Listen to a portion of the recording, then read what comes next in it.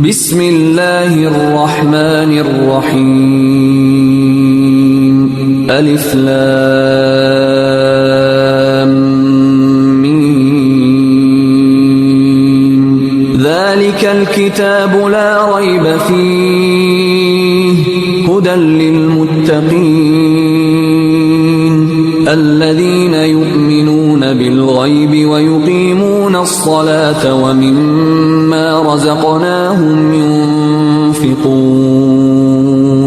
والذين يؤمنون بما أنزل إليك وما أنزل من قبلك وبالآخرة هم يوقنون